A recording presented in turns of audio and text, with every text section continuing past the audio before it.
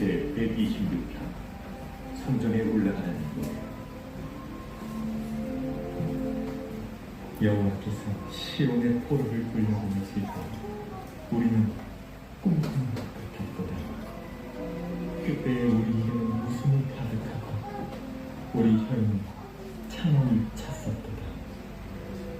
그때 못 나라 가운데에서 말하기를 여호와께서 그들을 위하여 큰 일을 행하셨다 하였도다. 여호와께서 우리를 위하여 큰 일을 행하셨으니 우리는 기쁘도다. 여호와여, 우리의 포로를 남방 시내들같이 돌려보내소서. 눈물을 흘리며 씨를 뿌리는 자는 기쁨으로 거두리로다. 울며 씨를 뿌리러 나가는 자는 반드시 기쁨으로 그 곡식단을 가지고 돌아오리로다. 네. 찬양대.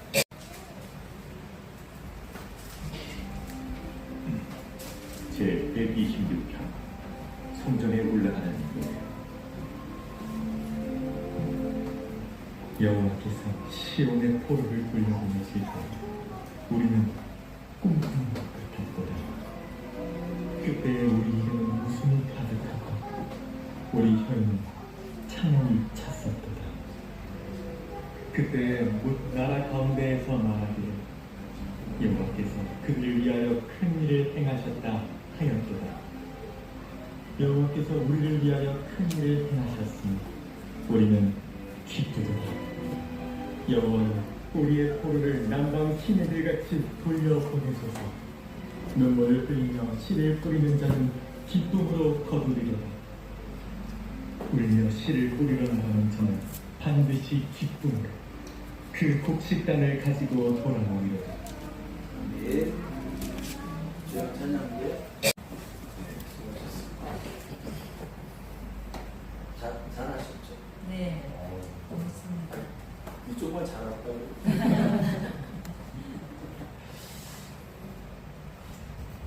어제가 8.15, 81주년 8.15죠. 안타깝게도 국내는 이제 정권에 따라서 건국절, 건국절이냐, 광복절이냐 이런 논란이 있어 시기도 그렇고 그게 그렇게 중요한 것 같지는 않은데 저는 개인적으로 그래요. 그렇게 중요한 것 같지는 않아요. 더 중요한 것은 우리가 8.15 광복을 맞으면서 사실은 뭐 밖에 있는 적들, 예를 들면 일본이겠죠. 35년 동안 지배했던 나라니까 일본에 대해서 비판하고 나쁜 놈이다 뭐 그렇게 말할 수는 있죠. 근데 거기에만 매몰되는 것은 말하고 싶지 않다고. 우리 안에 있는 우리 모습을 돌이켜보면서 우리가 어떻게 하면 다시 대한민국을 강하게 만들고 또 하나님의 나라를 세워갈 것인가, 거기에 성도는 관심을 훨씬 더 많이 가져야 되는데 정치적인 그런 구호를 외치면서 아예 정치에 뛰어드는 그런 교인들을 보면서 좀 안타까운 마음이 들기도 합니다. 우리가 일제치하시대 하면 1910년 8월 29일부터 1945년 8월 15일까지죠. 정확히 만 35년간입니다. 제가 옛날 학교 다닐 때는 36년간이라고 배웠어요. 그죠? 나이 드신 분들 36년 이랬는데 지금은 조금 수정이 된 것 같아요. 35년간. 그 일제가 이제 한일 합방이라고 얘기하죠. 네. 뭐 우리 국치라고 얘기하는데 그 1910년부터 1918년까지 약 한 8년, 9년간 그 토지 조사를 했습니다. 토지 조사. 그러니까 우리나라 백성이 갖고 있는 토지에 대한 조사를 오랜 동안 한 거예요. 그 시대는 이제 요즘처럼 빠르지 않으니까 시간이 많이 필요했겠죠. 그래서 이 토지를 다 등록하라 이렇게 했다는 거예요. 그런데 그 당시 우리나라 문맹률이 얼마냐면 80%가 넘을 거예요. 80에서 90% 가까이 있다는 거예요. 여러분 아신 것처럼 이 한글이라고 하는 참 위대한 문자가 있음에도 문맹률이 높았죠. 왜냐하면 언문이라고 멸시받기도 하고요. 소위 말해서 양반이라고 하는 사람들은 한글에 대해서 무시하는 경향이 있어. 때문에 이제 그런 경향이 컸다고 볼 수 있습니다. 그러니까 그 우리나라 그 서민들이 자기 땅인데 내가 지금까지 대대손손 물려받았고 농사짓는 땅인데 뭐 굳이 뭐 등록할 필요가 있겠느냐 이런 사람이 있겠죠. 일부는 또 등록을 했을 것이고. 그래서 약 10년이 지난 다음에 통계를 내보니까 그 중에 46%의 서민들의 토지가 일제로 다 넘어가게 됩니다. 뭐를 안 해서? 등록을 안타까운 거죠. 이제 그 땅은 어떻게 됐을까요? 다른 소장민들이 넘어가거나 아니면 토지 주인이었던 사람이 뭐가 되는 거예요? 소장으로 전락하게 되는 거예요. 많은 사람이 그렇게 됐고. 그래서 이 한반도는 더 이상 살 수 없다, 희망이 없다. 그래가지고 어디로 가냐면 만주로 갑니다. 만주에 가장 많은 우리 대한민국 국민들이 그 주변에 살게 되는데 그 중에 대표적인 도시가 어딘지 아시죠? 예, 몰라도 괜찮아요. 용정이라는 곳입니다. 용정이라는 곳이. 제가 저하고 집사람하고 한 4년 됐나? 5년 됐나요?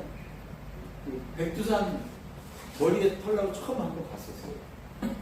그때 거기 용정에 이제 가게 된 용정에 있는 공원에 그 큰 공원도 아닌데 거기 보니까 이제 그런 거에 대한 얘기가 나와요. 그 선구자라는 노래 보면 나오죠. 일송정. 그 다음에 또 뭐가 나요? 강이 나오죠. 회란강. 그죠? 뭐 그런 것들이 이제 그쪽에 있는 강들인데 그때 가슴이 참 의외에서 볼 때 참 가슴이 뭉클한 생각이 들게 됐습니다. 물론 이제 우리나라 그 서민들이 만주에만 머무는 게 아닙니다. 만주에서 더 북쪽으로 올라갔어요. 어디까지 갔냐면 중앙아시아까지 다 살게 되는 일이 벌어집니다. 그래서 이 만주 지역에 거기에 살던 우리 선조들이 그 나라에 대한 소름 때문에 불렀던 대표적인 노래가 뭐죠? 타양살이라죠.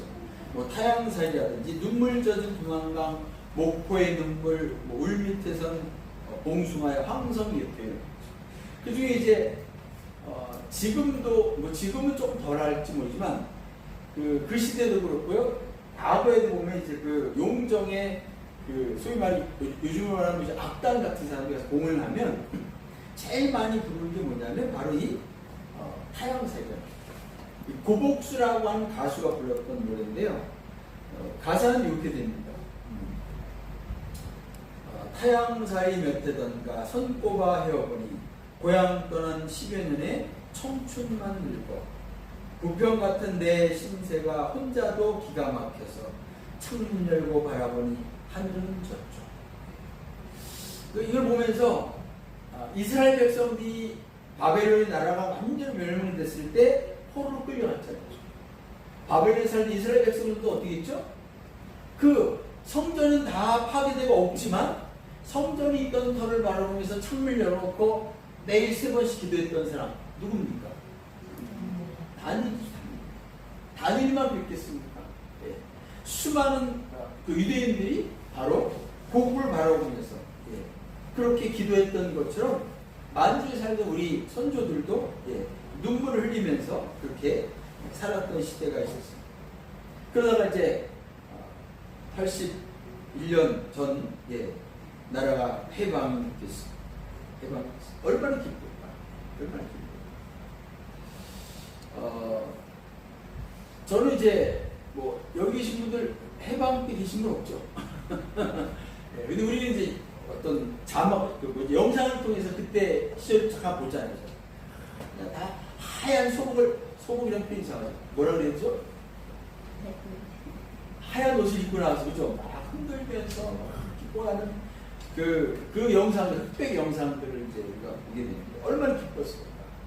그 동일한 마음이 바로 시편 126편에 나와요.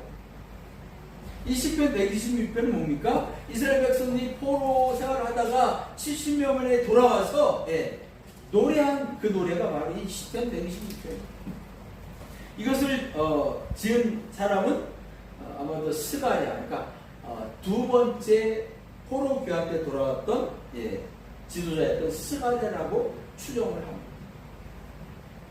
1차 교환 때는 약 한 5만여 명이 돌아왔고요. 2차 때는 한 2천여 명이 돌아왔고요. 3차 때는 그 숫자가 나와 있지 않습니다. 그래서 세 번을 걸쳐 오게 되는데 그때의 그 벅찬 감격과 해방의 기쁨과 더군다나 뭐예요? 거기에 돌아왔잖아요.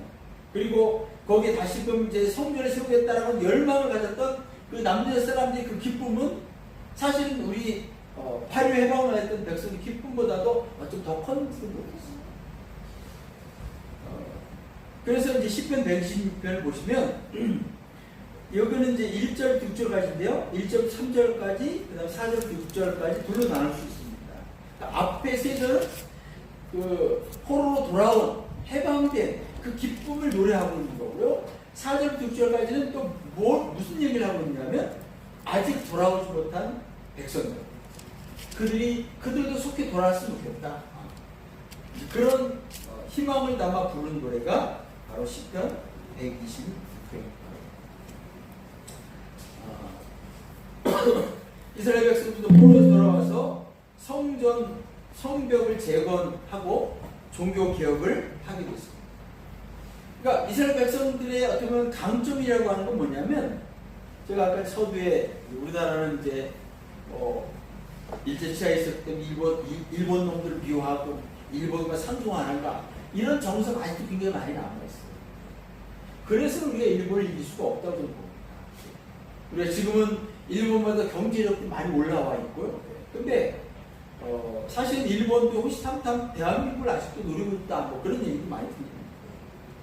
근데 이제 일본이 그 천황이 그다음에 천황이 이제 항복하면서 돌아갔잖아요. 돌아가면서 우리가 다시 올 거다. 그렇게 얘기했다고 하는데 우리가 이제 그런 어떤 좌우 진영이라든지 아니면 외부에 있는 사람들 미워하는 것을 뭐 중국이라든지 미국이라든지 아니면 일본이라든지 그렇게 미워하는 것을 우리가 해결할 수 없다는 거예요. 우리가 이스라엘 백성들에서 배울 수 있는 좋은 점은 뭐냐면요.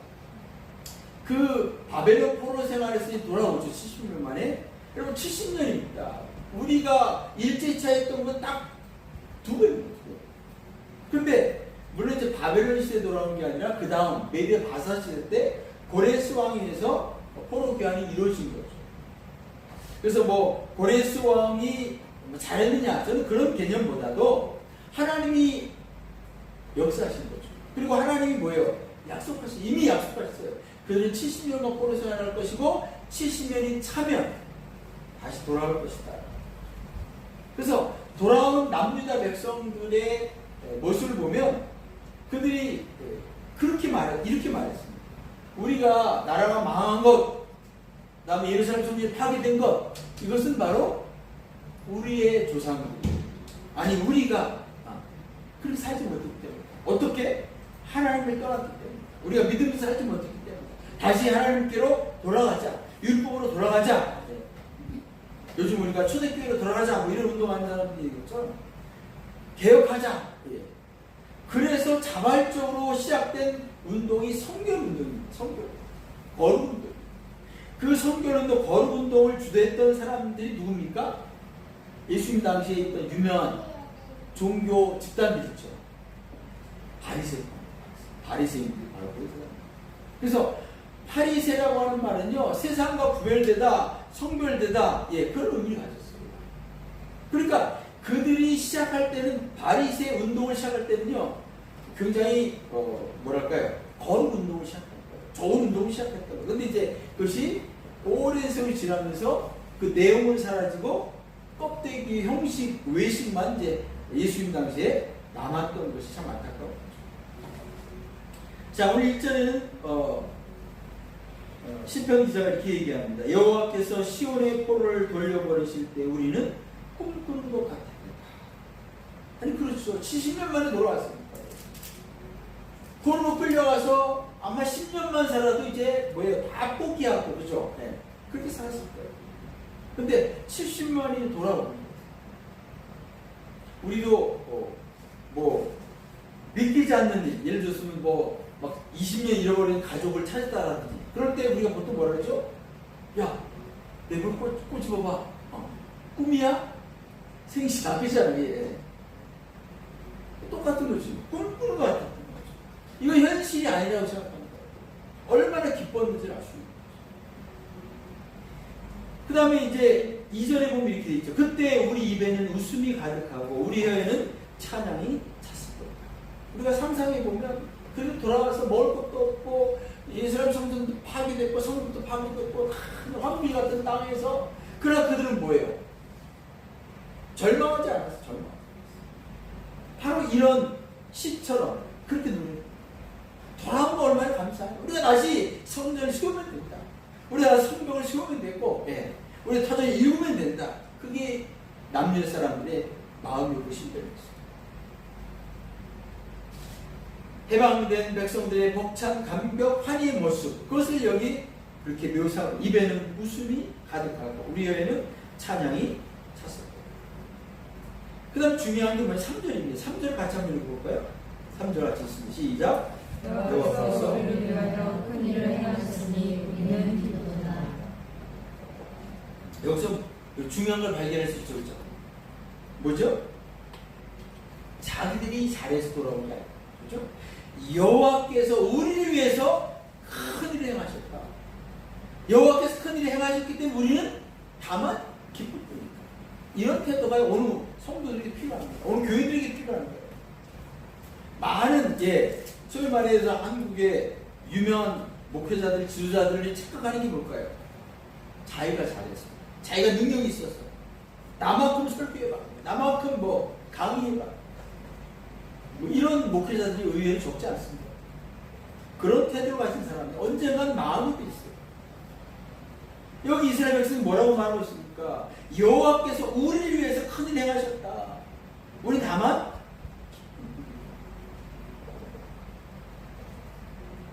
우리가 착각하기 쉬운 게 신앙은요.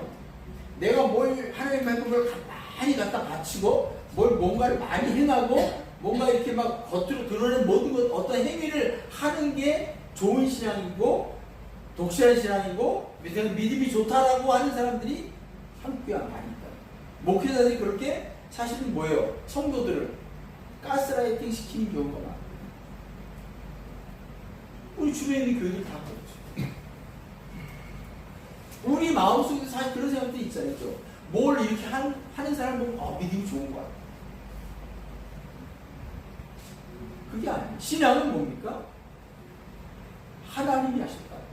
저는 설교 말씀 가운데 말씀드립니다. 그러니까 내가 하나님 위해서 뭘 한다. 이거는 신앙이 아니에요. 믿음이 아니에요. 하나님이 나 행하셨다는 거예요. 나를 통해서 일하셨다. 다만 나는 뭐예요? 그 하나님의 역사, 그 하나님의 사역 가운데 참여하는 자가 됨을 감사합니다. 자, 이제 4절에 보면 이렇게 나오죠. 여호와여 우리의 포로를 남방 시내들 같이 돌려 보내소서.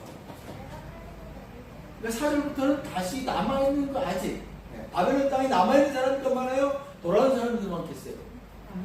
남아있는 사람이 더 많죠. 다니엘도 보여 남아있겠어요. 여기 그 남아있는 사람들은 동족들이 다시 돌아왔으면 좋겠다는 희망을 가지고 얘기하는데 그리고 남방 시내라는 표현을 쓰죠. 남방 시내들 같이 그랬죠. 남방 시내는 뭐냐면요. 구체적으로 이제 이걸 네게브라고 합니다. 네게브. 네게브 지역은요. 우리 표현으로 말하면 뭐랄까요? 간헐천? 그러니까 우기 때는 뭐가 되냐면 강이 되고 건기 때는 뭐예요? 물이 하나도 없을 것 같아요. 그런 곳이. 그러니까 그렇게 메말랐던 황무지 같은 그 네게브에 물이 우기 때처럼 뭐예요? 물이 활활 흘릴 수 있겠다. 그런 희망을 담아 지금 노래하고 있는 거예요. 그러면서 제일 중요한 건 5절과 6절이죠. 5절까지. 제가 5절 읽으면 여러분 6절 읽겠습니다. 눈물을 흘리며 씨를 뿌리는 자는 기쁨으로 거두리로다. 울며 씨를 뿌리러 나가는 자는 반드시 기쁨으로 그 곡식판을 가지고 돌아오리로다. 네. 여기는 두 가지의 중요한 의지가 담겨 있어요. 심은 대로 반드시 거둔다라고 한 하나님의 그 신앙적인 원리가 담겨 있죠. 하나님의 공에 대한 확신이 담겨 있는 거고요. 또 하나는 뭐예요? 현재 어려움과 아픔과 고통을 반드시 장래에는 뭐 보상을 받을 수 있다라고 하는 것이 여기 담겨 있는 것입니다.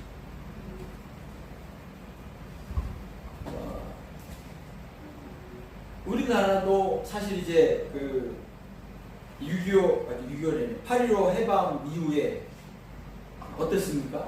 해방을 해서 너무 기뻤는데 그 직후부터 무슨 문제가 발생하죠? 해방된 사람들끼리 안에서 보여 치열하게 또 다투고 벌어졌죠. 결국 나라가 어떻게 돼요? 불과 얼마 안 돼서 둘로 나눠졌어요.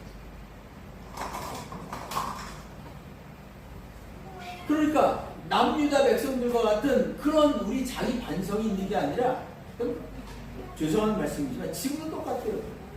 정치인들 믿을지 못해요. 정치인들 보세요. 지금.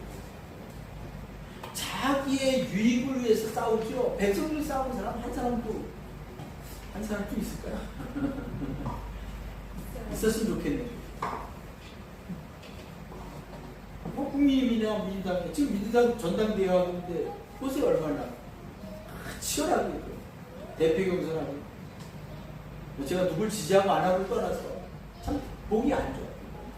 국민의힘 전당대회 하면 안 그렇겠어요. 똑같죠. 선거 때만 되면 그냥 한 분 줍쇼 하는 것처럼 한 표 줍쇼 이러고 중요한 건 그리스도인들이 그런데 휘둘리면 안 된다는 거예요. 우리가 8.15 광복절 기념 예배를 맞이하면서 우리가 우리나라에 광복을 주신 것은 정치인들도 아니고 미국도 아니고 어느 나라도 아닌데요. 하나님이 하신 겁니다. 믿습니까? 하나님이 주신 거예요. 이스라엘 백성이 그렇게 얘기하잖아요. 우리 왜요? 큰일 행하셨다. 그 믿음을 가져야 우리가 하나님에 대한 믿음을 가져야 어떻게 하는 거예요? 하나님 기도할 수 있고 하나님 간구할 수 있고 주일날 이렇게 딴 데 안 가고 주일날은 예배해야 된다. 이런 마음이 여기 있습니다. 그 감사의 마음이 없으니 감기 없고 감동이 없으니까 주일날 되면 자기가 하고 싶은 마음.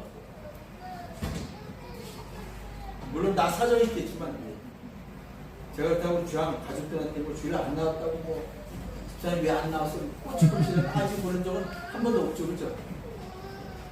근데 하나님 좋아하실지 모르겠어요. 그래도 좀 이렇게 엄하게 좀 얘기하라 뭐 이렇게 하나님 언젠가 말씀하신 적을 엄하게 얘기할 수도 있어요. 하나님이 기다리시는 것처럼 저도 우리 주양 가족들의 신앙의 성숙기를 제가 기다리고 있습니다. 제가 죽기 전에 좀 성숙이 됐습니다. 그런 마음이 있습니다. 이제 말씀을 정리하겠습니다. 눈물을 흘리며 씨를 우리가 뿌려야 된다. 여러분 만주에 갔던 우리나라 우리 선진들이 우리나라 백성들이 거기에서 거기도 만주라는 뭐 모르겠어요. 거기도 이제 물론 약간 농사짓기 좋은 땅도 있겠지만 상당히 척박한 땅 그런 좋은 땅 우리나라 사람들이 받을 수 없겠죠. 농사질 수 없겠죠. 척박한 땅을 읽어가지고 우리나라 참 대단한 게 만주 보면 중앙아시아도 읽어나 그 우리의 그 서민들 백성들도 어떻게 했을까요? 그 씨를 뿌릴 때 눈물을 흘리며 씨를 뿌렸을까요? 나라의 슬픔에 고통에 아픔에 눈물을 흘리지 않을 데가 없었을까요? 그런데 하나님은 그 눈물을 기억하신다. 여기 성경은 이렇게 말하고 있잖아요. 눈물을 흘리며 씨를 뿌린 자는 기쁨으로 거두리라. 눈물이 떨어진 곳에 새로운 싹이 난다라고 하는 영적인 원리를 우리에게 알려주고 있습니다. 사랑하는 주와 가족 여러분, 우리가 눈물을 흘려야 될 곳이 있겠죠. 아마 우리 부모님들은 자녀를 위해서 눈물을 흘리죠.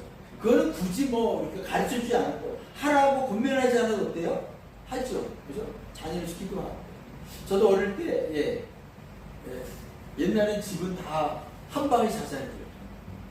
제가 자다가 이렇게 제가 이제 어릴 때니까 보통 잠자면 뭐 거의 안 깨는데 언젠가 이렇게 약간 이렇게 선잠이 깼어요. 근데 그 머리맡에서 어머님이 기도하시는 소리.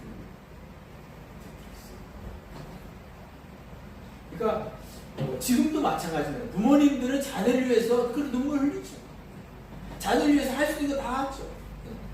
우리 사람도 우연히 그 카페에 바쁘다고 바쁜 못 먹는다고 저를 위해서는 반찬 안 만들지만 저를 위해서는 반찬 열심히 만들어가지고 싸가지고 물론 이제 그렇게 만들면 저도 얻어먹는 게 있겠죠. 자식이니까 그렇게 하는 거예요. 그걸 안 시켜도 그렇게 하는 거죠. 근데 우리가 의지를 가지고 노력해야 될 그 눈물이 있는 거예요. 뭡니까? 그런 자연스러운 눈물은 우리가 강조할 필요가 없고요. 영혼을 위해서 흘리는 눈물, 교회를 위해서 흘려야 되는 눈물, 우리 이웃을 위해서 흘려야 되는 눈물, 하나님 나라를 위해서 흘려야 되는 눈물이 있다. 우리의 신앙의 선배들인 요셉, 다윗을 비롯한 믿음의 사람들은 그 눈물을 다 흘린 사람들. 눈물을 흘리지 않고는요, 그 기쁨으로 단을 거둘 수 없다. 오늘 말씀의 내용이 바로 그거 아닙니까? 아니 어떤 사람 그렇게 얘기할 수 있어요. 아니 씨를 뿌리는데 굳이 눈물 흘릴 필요가 있겠어? 양파 씨를 뿌리나? 그죠? 그냥 뿌리면 되지. 웃으면 뿌리면 되지. 이렇게 생각할 수 있겠죠. 그거는 본문의 내용. 이 시편 126편의 의미를 모르는 거예요. 눈물을 흘린다는 것은 뭐예요? 그만큼 간절한 마음으로 씨를 뿌린다. 그리고 6절에 뭐예요? 울며 씨를 뿌려 나가는 자는 반드시 기필코 100% 뭐예요? 기쁨으로 그 곡식단을 가지고 돌아온다. 열매를 맺게 된다. 아니 열매가 100% 맺힌다라고 하면 우리가 해야 되지 않겠습니까? 그렇죠? 눈물로 씨를 뿌리시기 바랍니다. 자녀를 위해서든지 교회를 위해서든지 하나님 나라를 위해서 복음을 위해서든지 영혼을 위해서든지 여러분 마음속에 감동이 되시는데요. 씨를 뿌리는 한 해가 되시고 풍성한 가을 결실 맺으시는 저와 모두가 되시기 주님의 이름으로 바라겠습니다. 하나님 이스라엘 백성들, 남유다 백성들 바벨론 포로 생활을 70년 마치고 고레스 왕 칙령에 의해서 돌아왔을 때 너무 기뻤을 것입니다. 1945년 8월 15일 대한민국이 해방됐을 때도 못지않게 기뻤을 것입니다. 그러나 해방된 것이 중요한 것이 아니에요. 우리가 어떻게 나라를 잃어버릴 수밖에 없습니다. 나라를 빼앗길 수밖에 없었는지는 자성찰과 회개와 우리 자신을 돌아보는 운동이 있고 없고에 따라서 나라의 운명이 달라지는 우리가 역사에서 배웁니다. 지금도 하나님은 우리에게 눈물 흘리라고 말씀하십니다. 우리 자연을 위해서 자연스럽게 눈물을 흘리지만 복음을 위해서, 영혼을 위해서, 하나님 나라를 위해서, 교회를 위해서 얼마나 눈물을 흘리고 있는가 우리 자신을 잘 돌아보게 하셔서 주님 우리가 흘려야 될 눈물 그것이 무엇인지를 다시 한번 발견케 해주시고 눈물을 흘리는 이 귀한 일들에 모두가 헌신하는 주와 가족들 다 되게 하옵소서. 예수님 이름으로 기도하옵나이다. 아멘.